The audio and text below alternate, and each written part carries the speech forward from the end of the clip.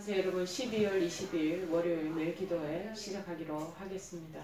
우리 다같이 사도신경으로 신앙을 하나님 앞에 고백하겠습니다. 전능하사 천지를 만드신 하나님 아버지를 내가 믿사오며 그 외아들 우리 주 예수 그리스도를 믿사오니 이는 성령으로 잉태하사 동정녀 마리아에게 나시고 본디오 빌라도에게 고난을 받으사 십자가에 못 박혀 죽으시고 장사한 지 사흘 만에 죽은 자 가운데서 다시 살아나시며 하늘에 오르사 전능하신 하나님 우편에 앉아 계시다가 저리로서 산자와 죽은 자를 심판하러 오시리라. 성령을 믿사오며 거룩한 공예와 성도가 서로 교통하는 것과 죄를 사하여 주시는 것과 몸이 다시 사는 것과 영원히 사는 것을 믿사옵나이다. 아멘.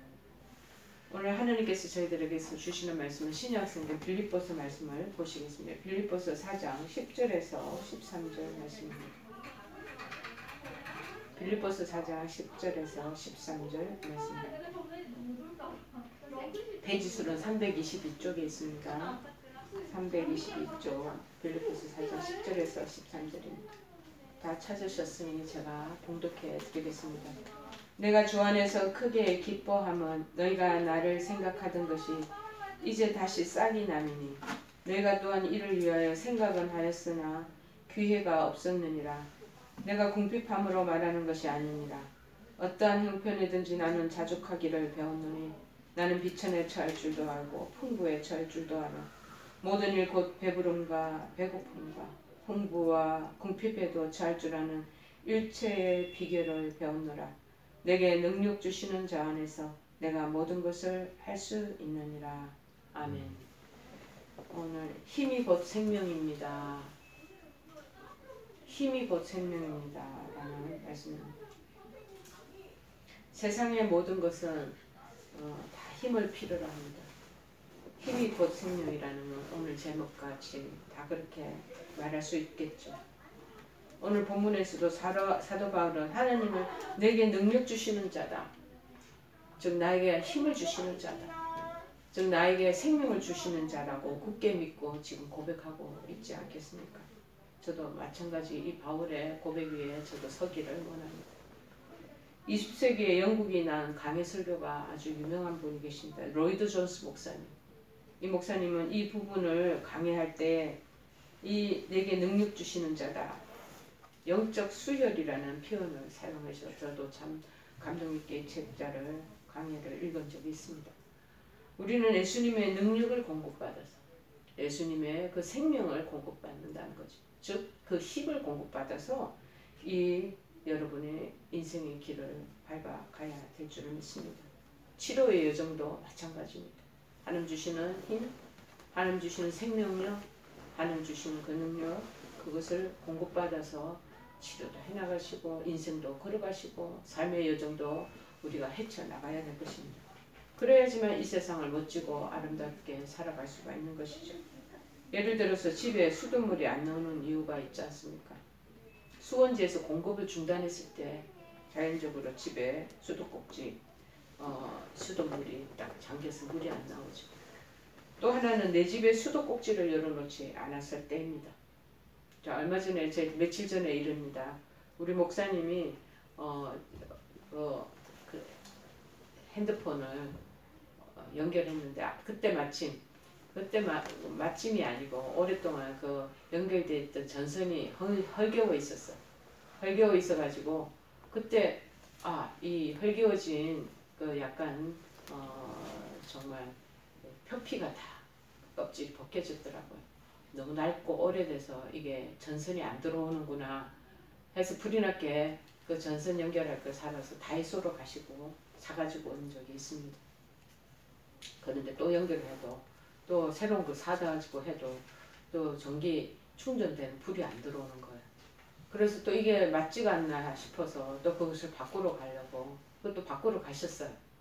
교환을 하러 가셨는데 그 사이에 제가 옆에 커피포트가 있어서 그 전선을 꽂으니까 커피포트에 불이 안 올라오는 거예요. 그래서 제가 무슨 일인가 하고 옆에 컨덴서를 컨덴서를 이렇게 열어보니까 그게 전선이 너무 오래된 멀티플 컨덴서라서 그게 자, 낡아가지고 전선 줄이 끊어진 거예요. 그러다 보니 전기 포트에 물 끓여서 제가 커피 끓여 마시려고 했는데 그것도 불이 안 들어오고, 목사님도 전선이 뭐 이상이 있어서 불이 안 들어오는 줄 알고 충전이 안 되는 줄 알고 다시 교환하러 갔다가 와서 저희들이 그 원인이 뭔지 이제 그것을 발견하고 난 뒤에 막 웃었던 적이 있었습니다. 그거 충전된 컨덴서가 고장이 난 거예요. 이렇듯 위에 컨덴서나 공급하는 수도에 저수지에 물이 그분들이 전부 옛날에는 절수하는 것이 되게 많았습니다. 요새처럼 물이 항상 사시사철 나오지 않고요. 맨날 몇 시까지는 저수지 물이 문을 닫습니다. 공급이 어렵습니다 하고 단속했던 안내가 굉장히 많았습니다. 근데 요새는 그런 게 없으시죠.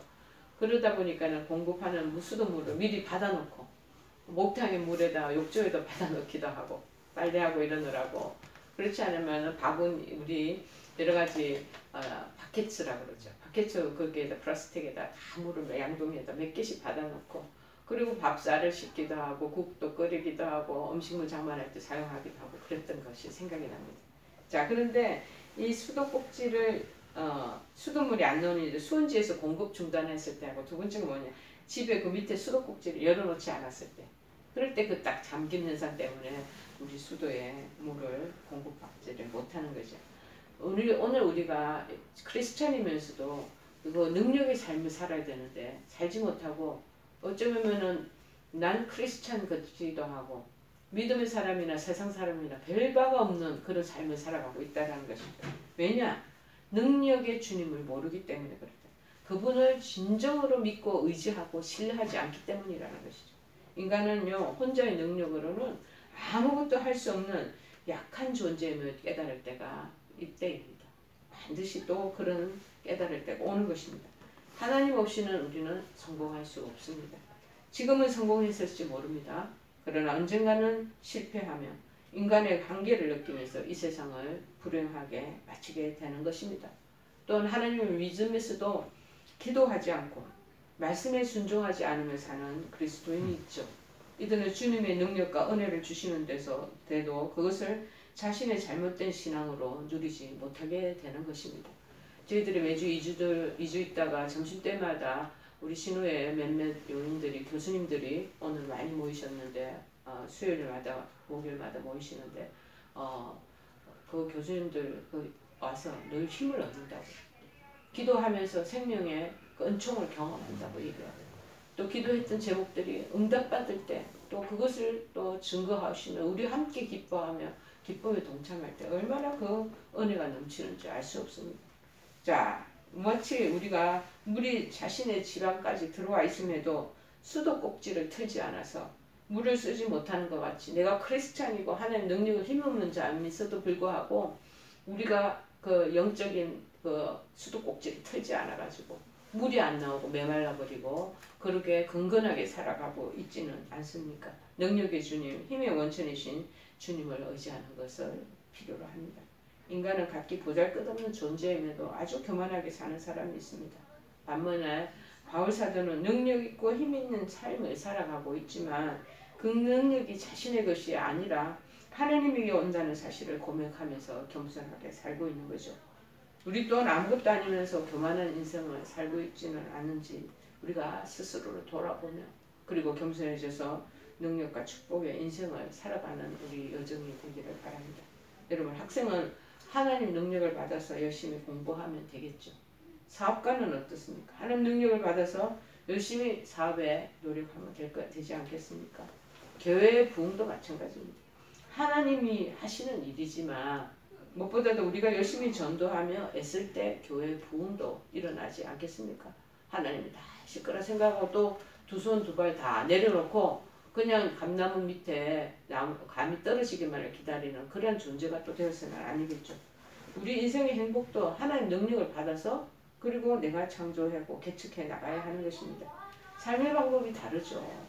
선을 어떻게 하든 내가 하나님의 그 능력과 하나님 주시는 그 공급, 그거 의식하지 않고 막 내 힘대로 살아가려고 노력한 삶이 되지만, 이제는 능력이 하나님께로 온다. 원천이 힘이 그리고 생명이 그분으로부터 나온다는 걸 알면서 그분의 능력을 받아가지고 내 일을 열심히 행하는 삶을 살면 성공적인 삶이 이루어지는 것입니다.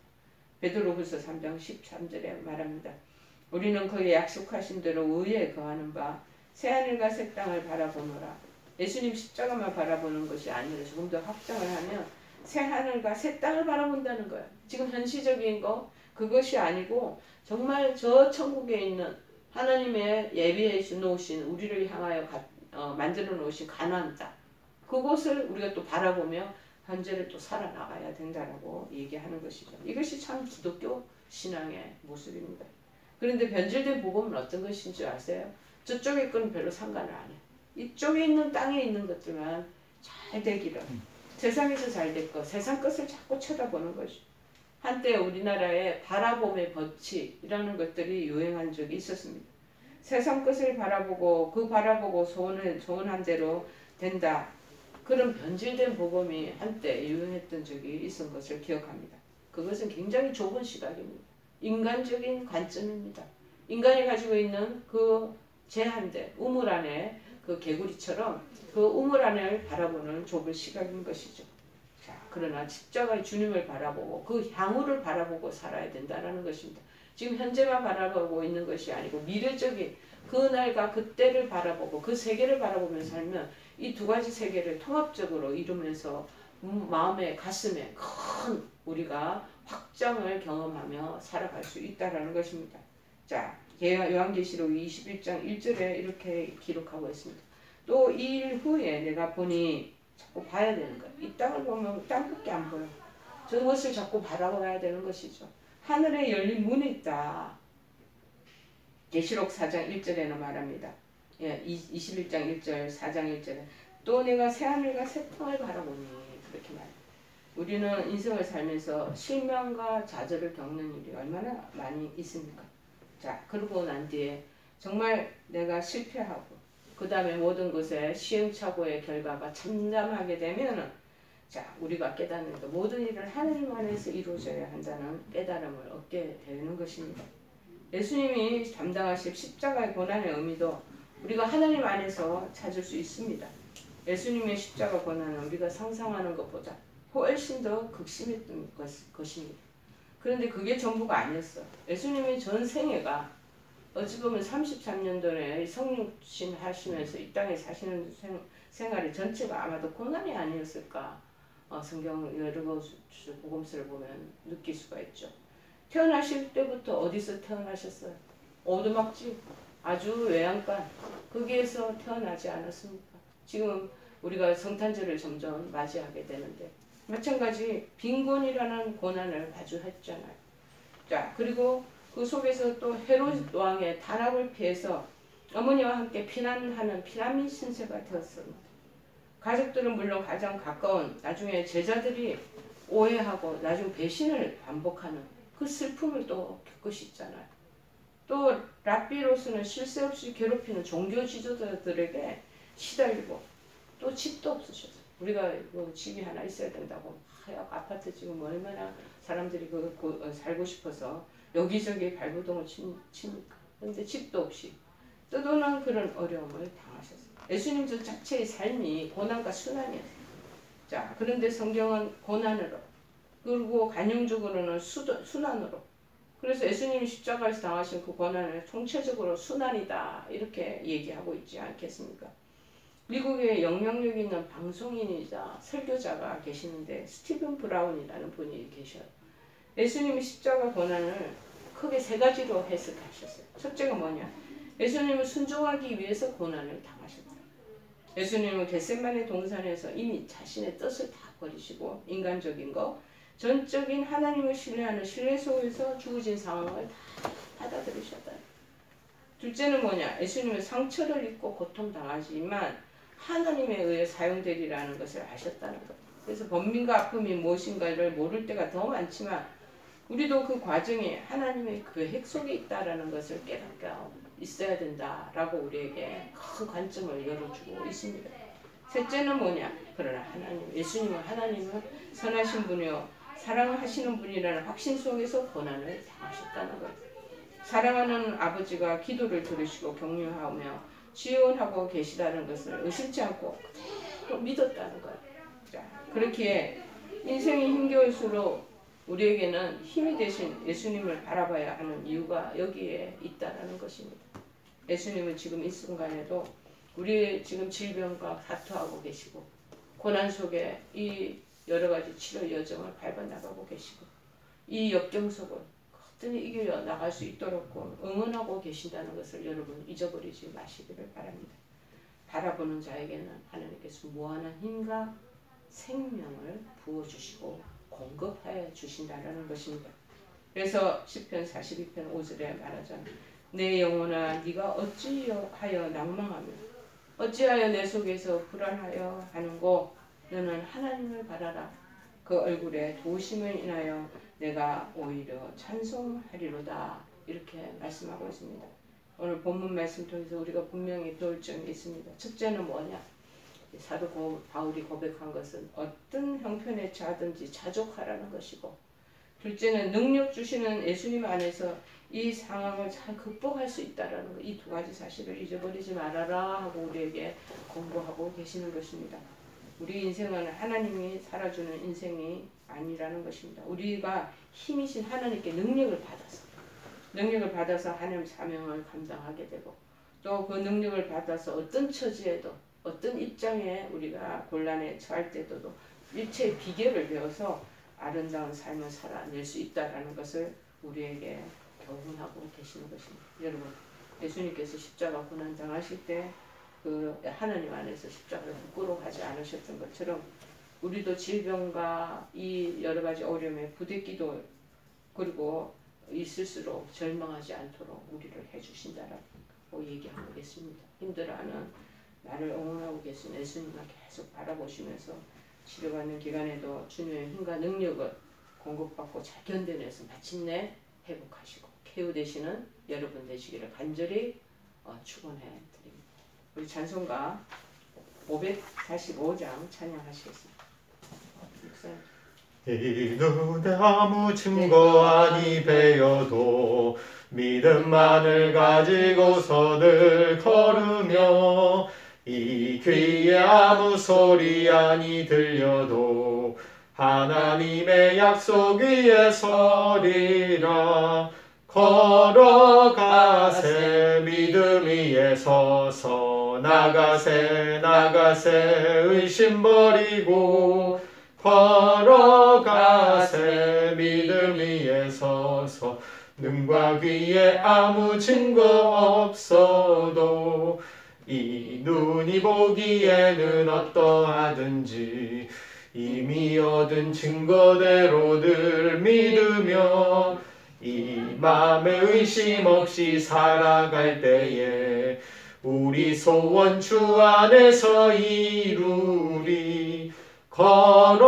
걸어가세 믿음 위에 서서 나가세 의심 버리고 걸어가세 믿음 위에 서서 눈과 귀에 아무 증거 없어도.